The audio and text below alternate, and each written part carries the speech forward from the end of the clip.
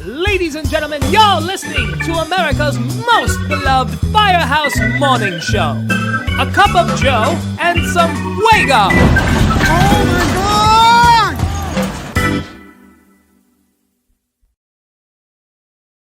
God! And welcome back, guys, to A Cup of Joe and some Fuego. It's that interactive show between you and us that brings the community together. You send your stuff in and I post it. Pictures of your fires, pictures of your kitchen table, pictures. Oh, what did the guy send in the other day? It was awesome. I'll have it on next week's show, but he sent something very interesting. I haven't. Oh, his riding board. His riding board. Anything that pertains to the firehouse. Any jokes, practical jokes, in and out of the firehouse, at the kitchen table, any way you want. Send them in here. Let's make that community close. Send them to KUBESPODCAST@gmail.com. That's where you got to send the stuff, and I'll put it up here. Keep sending it in. All right, first we're going to my buddy Jimmy. I call him Jimmy the Guinea. He's the New Jersey fire guy. His son's on in Newark. It says, Kubes, this was sent to me from the truck captain yesterday. My son leaving work after 2 fires back to back, a second alarm followed by an all hands. He's smiling ear to ear. Jimmy, New Jersey fire. Great kid, Jay. I love this kid. He's such a good kid. I'm so glad he's coming out to Indy with his dad so we can go out to dinner and talk a little bit. Yeah, man, Newark does some work. There's Jimmy back there. He must be off probation. I don't see the pumpkin patch on him. Holy mackerel, off probation already. All right, we're going to Memphis, Tennessee. And this was sent in Station 11, Midtown, Memphis. Sent in by Mike Gordon. Beautiful picture, man. Nice firehouse, actually. Beautiful firehouse. All right, we're going from there to, I don't know where this is, but they call this Jobstown. Oh, yep, John Hoffman from Pottsville, Pennsylvania. Jobstown it is, man. Look at that. Doing some work. The brothers, let's pull that a little closer here. There you go. Nice, man. Guy's getting some fire licking up there. Climbing up onto that roof. I don't know what he's doing, but all right. Here we go. In what did I say that was? That was Pottsville, PA. All right, the next one is from my buddy Dan Mann. He sends in stuff. I call him Dan the Man because he sends in stuff all the time. He wants to keep the show going. He says, hey, Kubes, I'm trying to do my part. Keep this show going and show my pride in my department. That's what I'm talking about, Dan Mann. To that end, I'm trying to submit my own version of Spotlight On for the companies in my department, the city of Rensselaer Fire Department. Today I'm submitting the J.N. Ring Fire Company Chemical Number 1, Engine 1. The company was organized in 1872. It was within the village of Greenbush prior to the city's incorporation. The company was named for James N. Ring, a prominent citizen and president of the village. I like this guy. He's coming up with his own Spotlight On. He's got some other, let's see what that man has. There's some more. Let's check it out. All right. It says the first apparatus were apparently hand-drawn carts that were used prior to the purchase of a horse-drawn apparatus. Their station on 2nd Avenue was also the home to the police station and Hall of Records. The department became fully motorized in 1914, and Engine 1 was frequently used for mutual aid as a result. Like the other companies in the city, Engine 1 was staffed with one career firefighter with a company of volunteers. This changed in the 1990s when the budget cuts forced Engine 1 to become one of 2 fully volunteer companies in the city. In the early mid-2000s, Engine 3 was relocated to Engine 1's quarters and was semi-jokingly referred to as Engine 31.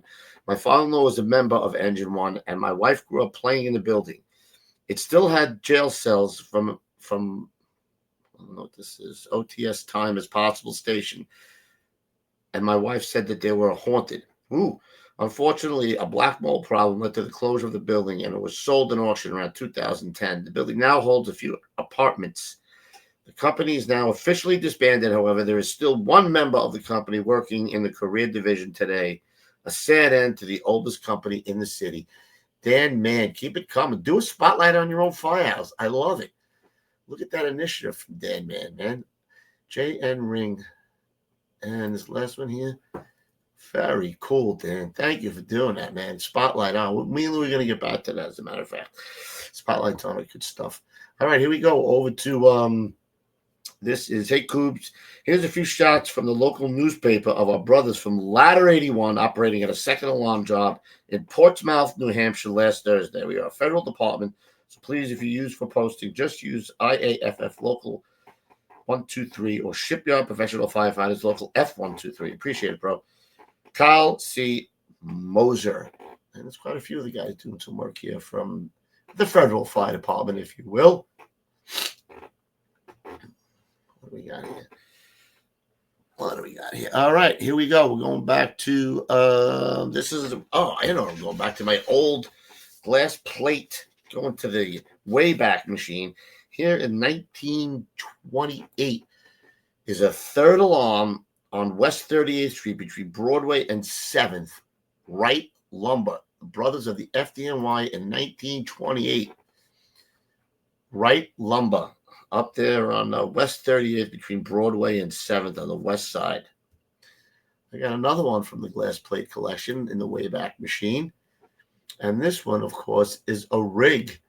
This is, here we go. You know what? I think this, it looks like Rescue 4's quarters. So I'm wondering if Searchlight 4 was actually in with Rescue 4 as part of their team there. So it's Searchlight 4, 1956 International.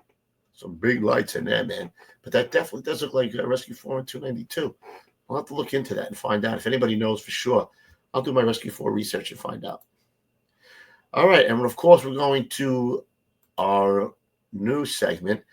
And that is this day in fire history. What happened on this day in fire history? Okay. So it is... Here it is. Let me pull that bigger for you guys. On April 4th, 1949, a nurse at St. Anthony's Hospital in Effingham, Illinois, alerted the hospital staff that she smelled of smoke. It was speculated that the fire may have started in a wooden laundry chute, potentially from a smoldering cigarette that was gathered up in the patient's bedding and tossed down the chute. It's always that smoking, man. It's always that cigarette causing that problem. Yeah, man, this is no good coming out of this. Shortly before midnight, a massive fire broke out, spreading rapidly through the building. The combination of the combustible building material and lack of fire safety features like sprinklers and alarms allowed the fire to spread rapidly through the hospital once it started. Oxygen and ether tanks in the basement storage also exploded, further fueling the blaze. The hospital had no fire alarm system. According to a story of the University of Illinois' Urbana Campaign website, the Effingham Volunteer Fire Department arrived within 10 minutes of the first call. By that time, the fire had already burned through the hospital roof. Rescue efforts were further impeded as the small department had only 3 engines until mutual aid departments arrived on the scene hours later. The firefighters had no ladder truck or other aerial apparatus to use to rescue victims from the upper floors. With the assistance of 11 mutual aid fire departments, firefighters were able to keep the fire from spreading elsewhere, but the hospital was virtually destroyed. A total of 76 people tragically lost their lives. The victims included patients, nurses, nuns, and a priest. That is a sad day, man. And that's what's going on this date. There's a little newspaper article, I think, from Florida, 50 die in hospital fire. That is what's going on in the fire world on this date, 1940, approximately this date, April 4th, 1949, as this is April 1st, April Fool's Day. I only have one video for you guys today, and it was a medley of fires. I've been saving these from little Facebook shorts, but it just goes to show you the brothers and sisters doing it in every corner of the country, every corner of the world, doing the same thing, fighting the Red Devil, man. Here's a little montage of St. Louis Fire Department operating at a first alarm fire in the 4500 block of Pope. 2.5-story brick dwelling, heavy fire on the second and third floor.